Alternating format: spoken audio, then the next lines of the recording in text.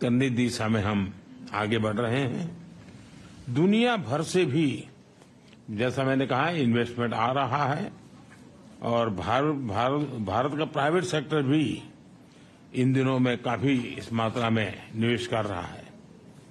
हाल ही में हमने एक सेमिकॉन इंडिया समिट की, आप में से कुछ साथी उसमें थे भी।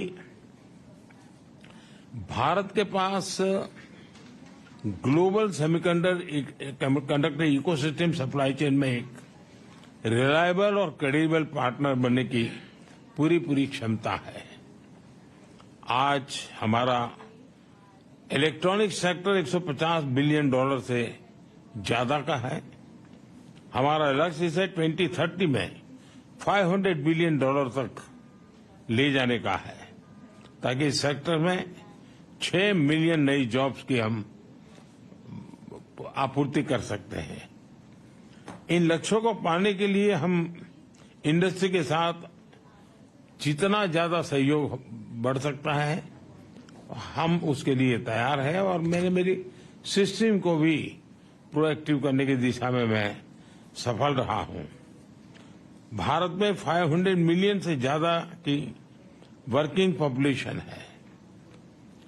भारत की औसत आयु 28 इयर्स है और बड़ी बात यह है कि हमारा यूथ स्टेम की पढ़ाई में काफी रुचि ले रहा है। इवन बेटियां भी स्टेम के एजुकेशन में हमारे यहाँ बेटियां भी लीड कर रही है। और मुझे तो याद है कि एक देश में मैं वहां के एक बहुत बड़े नेता मुझे पूछ रहा था कि क्या आपके यहाँ बच्चियां स्टेम के अंदर रुचि लेती है। जब मैंने उनको आंकड़ा बताया तो उनके लिए सरप्राइज था कि भारत की बेटियां भी उन सारे क्षेत्रों में काफी कुछ कर रही हैं। यूथ का ट्रेनिंग एंड अपस्किलिंग, ये मैं मानता हूं कि बहुत ही फोकस रिक्वायर है, क्योंकि जिस प्रकार से टेक्नोलॉजी में अपग्रेडेशन होता ही चला जा रहा है और स्किलिंग में अगर हम अपग्रेडेशन नहीं करते हैं तो शायद हम रुक जाएंगे। तो मेरा बल उस दिशा में भी उतना ही ज्यादा है। और इंडस्ट्री 4.0 के लिए इंडस्ट्री रेडी वर्कफोर्स, वो हम एडवांस में काम करने की दिशा में आगे बढ़ते हैं। आपका अनुभव और आपकी रिक्वायरमेंट, उसके आधार पर अगर कोई हमारे पास प्रोडक्ट मिलता है कि भाई ये हमें चाहिए, तो हम उसके आधार पर काम आगे बढ़ा सकते हैं और बहुत तेजी से इसको हम बढ़ा सकते हैं। हमारा लक्ष्य 1-2 सालों में 85,000 technician, engineers and R&D experts, उनका हम निर्माण करना चाहते हैं। उस प्रकार का हम इकोसिस्टम बना करके रिक्वायरमेंट अनुकूल स्किलिंग, उस दिशा में हम बल देने का प्रयास कर रहे हैं। सेमीकंडक्टर डिजाइन में तो 20% हिस्सेदारी भारत की है और अब सरकार ने हर सेक्टर के लिए डिजाइन इन इंडिया की मुहिम शुरू की है। और हाल में ही हमने हाई एंड रिसर्च को प्रमोट करने के लिए $12 बिलियन का रिसर्च फंड भी बनाया है, क्योंकि हम इनोवेशन पर विशेष बल देना चाहते हैं। भारत में मजबूत आईपीआर फ्रेमवर्क, जो आपने उल्लेख किया आईपीआर के संबंध में, और टेक्नोलॉजी और इनोवेशन को संरक्षित करने की दिशा में भी हमारा उतना ही बल है। हमने जो नया डेटा प्रोटेक्शन लॉ बनाया है, उससे भी आप जैसे साथियों को महत्व है। अब डेटा प्रोटेक्शन लॉ का तो महत्व ही है। अब मैं डेटा पॉलिसी को लेकर के अभी आ रहा हूं और मैं गवर्नेंस के मॉडल में डेटा गवर्नेंस पर भी बल दे रहा हूं। मैं गवर्नेंस में एक साइमल्टेनियस पिलर खड़ा करना चाहता हूं, जो गवर्नेंस के ट्रेडिशनल मॉडल है, उसके साथ साथ एक गवर्नेंस का, डेटा गवर्नेंस का मॉडल, ये दोनों साइमल्टेनियस कैसे काम करे, क्योंकि बदलती हुई दुनिया में ये बहुत बड़ा रोल प्ले करने वाला है और हम उस दिशा में आगे बढ़ने का प्रयास कर रहे हैं। भारत एआई स्ट्रेटेजी बनाने वाले सबसे पहले देशों में से एक है। और मैं तो जब पिछली बार यहाँ आया था तो व्हाइट हाउस में हमारी एक छोटी सी टेक्निकल ग्रुप की मीटिंग थी, उसमें सुंदर भी थे। और उस दिन मैंने कहा था कि मेरे लिए एआई का मतलब है अमेरिका इन इंडिया। तो हम उस ताकत को और बढ़ाना चाहते हैं और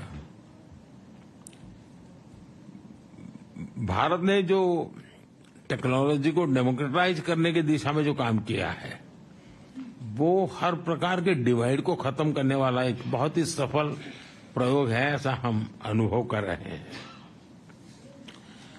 भारत एआई के रिस्पांसिबल और एथिकल उपयोग के लिए भी प्रतिबद्ध है।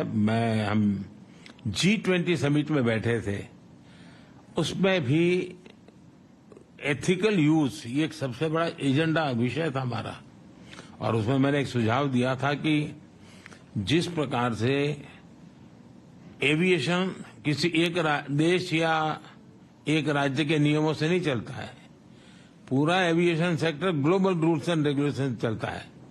दुनिया का छोटा देश होगा तो भी उसने अमेरिका के स्टैंडर्ड से ही एविएशन चलाना पड़ेगा। और अमेरिका कितना ही बड़ा देश कहने को अपनी मनमर्जी से नहीं चलेगा, उसको भी छोटे देश की पद्धतियां हैं उसको स्वीकार करना पड़ेगा। जिस प्रकार से एविएशन सेक्टर ग्लोबल गवर्नेंस बन चुका है, वैसा ही डिजिटल हमें ग्लोबल गवर्नेंस का मॉडल ही खड़ा करना पड़ेगा। किसी एक देश का governance rules and regulation digital world के लिए चलने वाला नहीं है। और हमारे सामने मॉडल है, एविएशन सेक्टर एक सक्सेसफुल मॉडल है, सब लोग उसको फॉलो करते हैं। तो मैं G20 में इस विषय को मैंने बहुत आग्रह से रखा है, आगे भी मेरा ये प्रयास है। इतना ही नहीं, मैंने ये भी जिस प्रकार से डीप फेक के कारण लोग आज परेशान है, तो उसके सामने भी मैंने कहा है कि क्यों न हम जब तक कि समाज तैयार नहीं होता है तब तक एक वाटरमार्क, हर इस प्रकार की चीजों पर वाटरमार्क आना चाहिए कि एआई जनरेटेड है। तो एक व्यक्ति को लगेगा भाई इस पर मैं भरोसा करूं या ना करूं। और मैं मानता हूं कि आप जैसे जो टेक्नोलॉजी का एक्सपर्ट है, मानव जाति की बड़ी सेवा होगी। ये ठीक है, एक स्टेज आने के बाद शायद जरूरत नहीं पड़ेगी, लेकिन आज हम उस स्टेज पर हैं, हमें जरूरत पड़ेगी। तो वाटरमार्क के साथ एआई जनरेटेड वाटरमार्क, ये कोई भी प्रोडक्ट आएगा अगर एआई टच है तो ऊपर आएगा ही, ऑटोमेटिक आएगा कि एआई जनरेटेड है। उसके लिए रूल्स एंड रेगुलेशन काम नहीं करेंगे, technology will give a solution. और इसलिए मैं समझता हूं उस दिशा में भी अगर इतने सारे ब्रेन्स यहाँ हैं तो आप जरूर कुछ न कुछ कंट्रीब्यूट कर सकते हैं। आज भारत तेजी से ग्लोबल बायोटेक पावर हाउस के रूप में उभर रहा है। और जैसा आप सब साथियों ने कहा, भारत में बायोफार्मा रिसर्च प्रमोट करने के लिए एक फर्टाइल इकोसिस्टम है। भारत में बड़ी संख्या में साइंटिफिक टैलेंट पूल तो है ही है, भारत का बड़ा और डाइवर्स जीन पूल भी है। भारत की विशालता और विविधता, ये मैं समझता हूं कि वहां एक बार कोई चीज पायोनियर रही है और उसमें प्रयोग हुए हैं तो वो दुनिया में कहीं पर भी वो लागू हो सकते हैं। इतनी विशालता और विविधता वहां भरी पड़ी है। एफोर्डेबल रिसर्च की पॉसिबिलिटी भी है और एफोर्डेबल मैन्युफैक्चरिंग और एश्योर्ड क्वालिटी भी है। बायो सिक्योर एक्ट जो कैपेसिटी गैप क्रिएट का होगा, भारत उसे ट्रस्टेड और एफिशिएंट तरीके से पूरा कर सकता है। बायो मैन्युफैक्चरिंग को बूस्ट करने के लिए हम बायो E3 पॉलिसी लेकर आए हैं।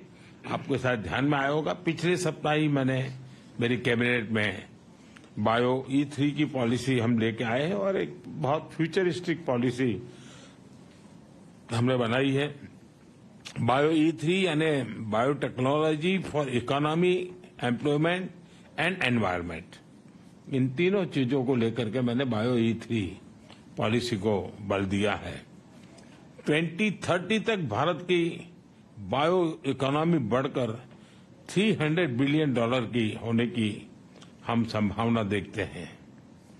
2025 तक भारत में 10,000 से ज्यादा बायो स्टार्टअप्स की संभावना मैं देख रहा हूं, जिसके कारण आप कल्पना कर सकते हैं ग्रास लेवल पर कितने बड़े काम की संभावना इस बायो के सेक्टर में भी होने की संभावना मैं देखता हूं।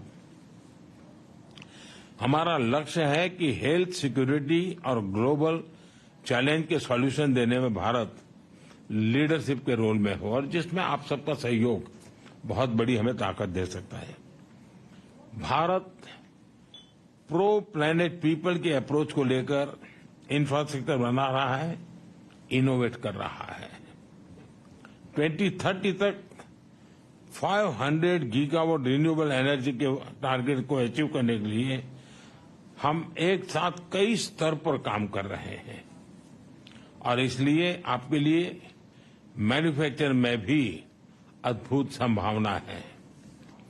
फ्रेंड्स, आत्मनिर्भर और सशक्त भारत की विकास यात्रा में आप सभी को मैं एक सहयात्री के रूप में, एक सहभागीदारी के रूप में हमेशा मानता हूं, देखता हूं, और उस प्रकार से हमारी यात्रा भी रही है, आप सबका अनुभव भी है।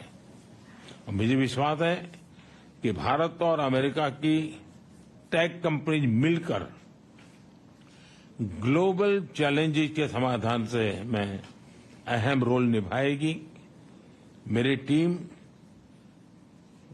आपके जो सुझाव मिले हैं उसको भी, और आपने जो एक विश्वास व्यक्त किया उसको भी, हम उसको बड़ी गंभीरता से लेते हुए आवश्यकता के अनुसार उसको हम फॉलो अप भी करेंगे।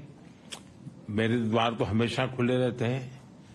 मैं हमेशा एक विद्यार्थी की तरह आप सबसे कुछ सुनता हूं, सीखता भी हूं, और गवर्नेंस में उसको लाने का प्रयास भी करता हूं, ताकि मेरा देश भी उतना ही तेजी से आगे बढ़े।